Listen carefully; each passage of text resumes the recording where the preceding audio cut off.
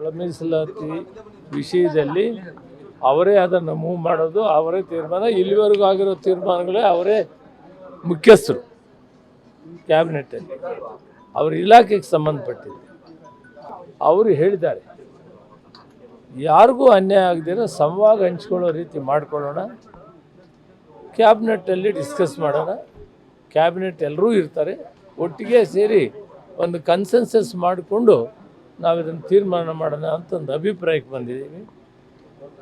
ಒಳ ಮೀಸಲಾತಿ ಕೇವಲ ಒಬ್ಬರೇ ತೀರ್ಮಾನ ಮಾಡೋಕ್ಕಾಗಲ್ಲ, ಇಡೀ ಕ್ಯಾಬಿನೆಟ್ ತೀರ್ಮಾನ ಮಾಡಬೇಕು. ಮುಖ್ಯಮಂತ್ರಿಗಳು ಉಪಮುಖ್ಯಮಂತ್ರಿಗಳು ಎಲ್ಲ ಇರ್ತಾರೆ, ಎಲ್ಲರೂ ಒಟ್ಟಿಗೆ ಸೇರಿ ತೀರ್ಮಾನ ಮಾಡಬೇಕು ಅಂತ ಇಷ್ಟನ್ನು ಚರ್ಚೆ ಮಾಡಿದ್ದೀವಿ. ಚರ್ಚೆ ಮಾಡುವಾಗ ABC ಏನಿದೆ ಅವರೆಲ್ಲರೂ ಕೂಡ ಸಮವಾಗಿ ಹಂಚ್ಕೊಳ್ಳೋಣ ಅಂತ.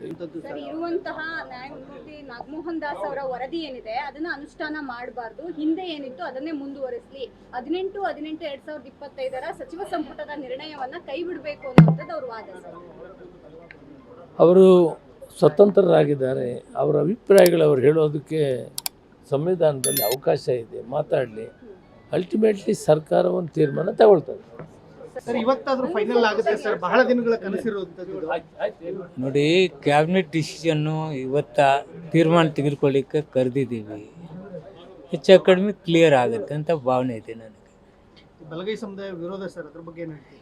ಎಲ್ಲರೂ ಅಭಿಪ್ರಾಯ ವ್ಯಕ್ತಪಡಿಸ್ತಾರೆ. ಸರ್ಕಾರ ಏನು ಡಿಸಿಷನ್ ತೆಗೆದುಕೊಳ್ಬೇಕು ಅದು ಡಿಸಿಷನ್ ತೆಗೆದುಕೊಳ್ಳಿ. ಸಚಿವರಲ್ಲಿ ಎಲ್ಲರಲ್ಲೂ ಒಗ್ಗಟ್ಟಿದೆಯಾ ಅಂತ sir?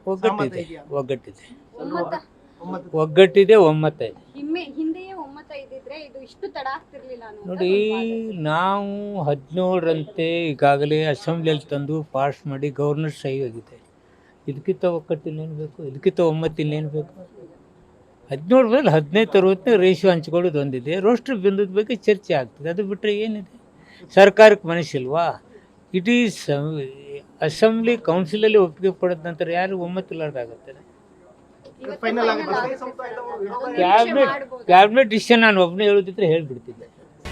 Karnataka news beet follow ಮಾಡಿ, ಸಬ್ಸ್ಕ್ರೈಬ್ ಮಾಡಿ.